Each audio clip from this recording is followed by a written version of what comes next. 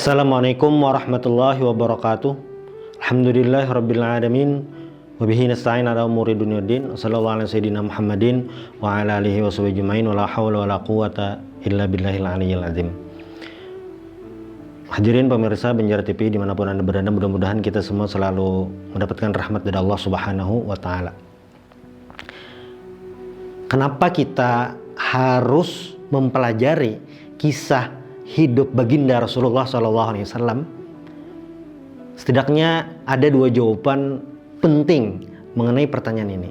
Yang pertama, Rasulullah itu adalah manusia sempurna sehingga layak dijadikan uswatun hasanah, qudwah hasanah, contoh yang terbaik.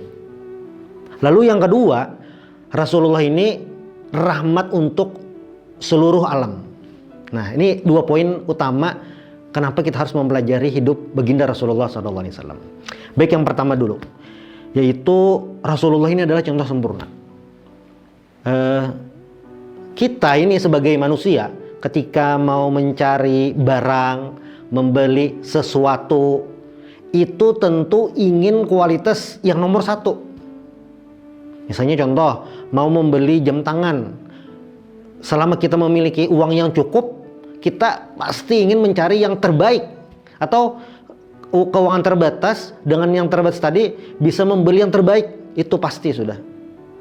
Apapun, entah itu pakaian, apapun semuanya, pendidikan, pasti ingin yang terbaik.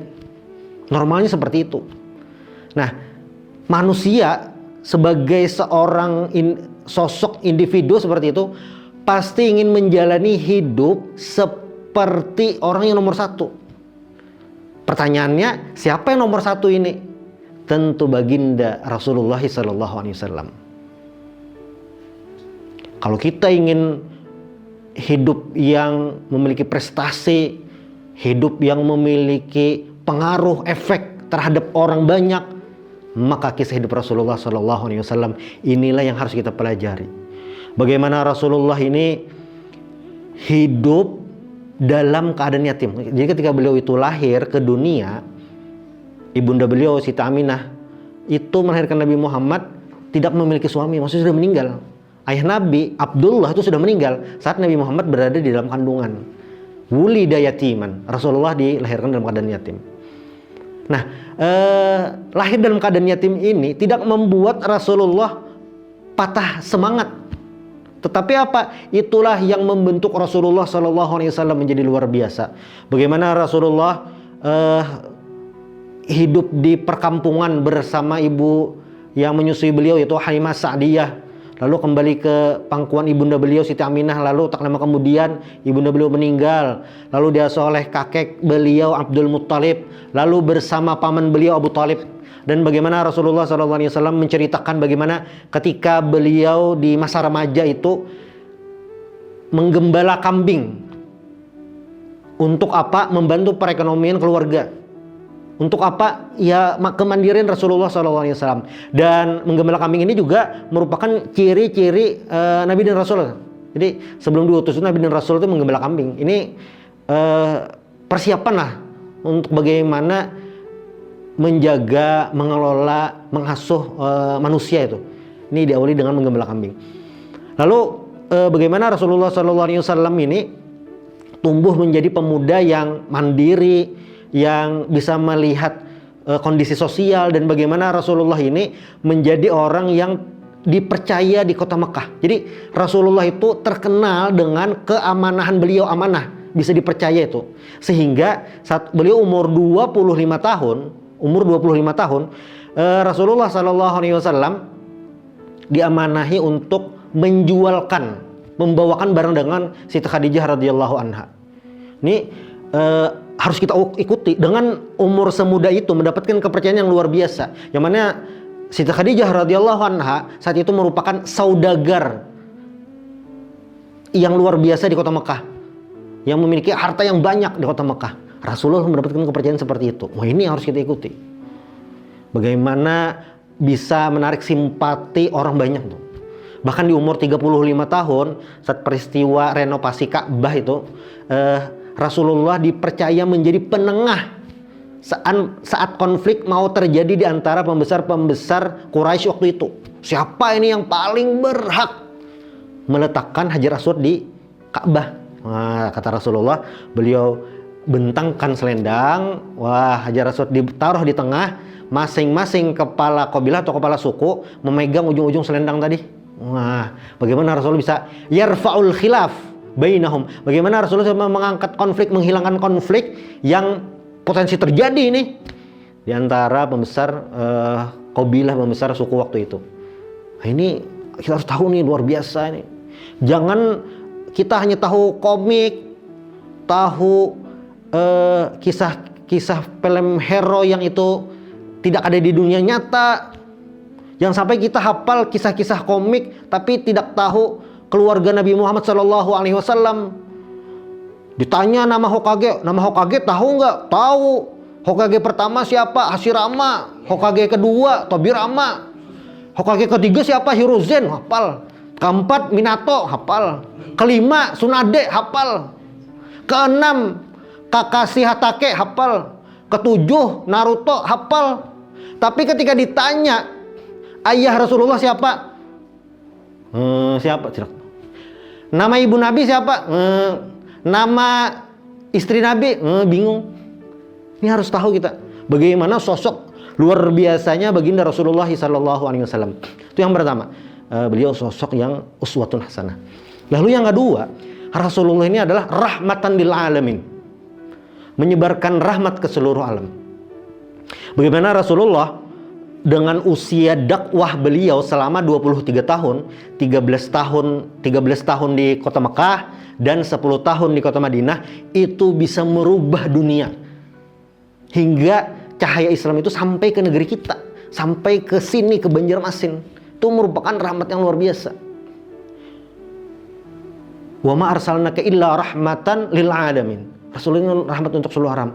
Bagaimana kondisi kota Mekah atau masyarakat jahiliyah waktu itu, ketika mereka itu hidup dengan ketidakteraturan, yang kuat menzolimi yang lemah, yang memiliki pangkat itu menganiaya yang lemah, yang banyak orang-orang tertindas seperti itu. Nah, ketika Rasulullah diutus, Rasulullah hadir, itu bisa berbuat adil untuk semuanya. Makanya banyak para budak, orang-orang lemah itu ketika awal-awal Islam, mereka masuk Islam karena tahu Islam ini tidak membeda-bedakan, tidak ada kasta, tetapi mereka itu sama. Apa yang membedakan? At-taqwa. Ternyata membedakan antara posisi manusia dengan yang itu adalah takwa. Itu rahmat. Bagaimana Rasulullah SAW menjadikan Bilal bin Rabah yang saat di Mekah itu dia seorang budak. Budak ini diperjualbelikan, tidak memiliki diri mereka sendiri, tidak bebas, tidak bisa kemana-mana. Tetapi ketika Bilal ini masuk Islam, dibebaskan Sayyidina Abu Bakar, menjadi orang merdeka, bagaimana Rasulullah memberikan posisi kepada Bilal? Beliau menjadi muadzin Nabi Muhammad SAW. Muadzin itu apa? Tukang azan, yang azan tuh. Bahkan nama beliau itu Bilal, itu bahkan menjadi nama tugas. Jadi biasanya kan Bilal hari Jumat ini adalah, padahal Bilal itu bukan namanya, tapi ini nama sosok orang nih. Orangnya disebut sebenarnya muadzin.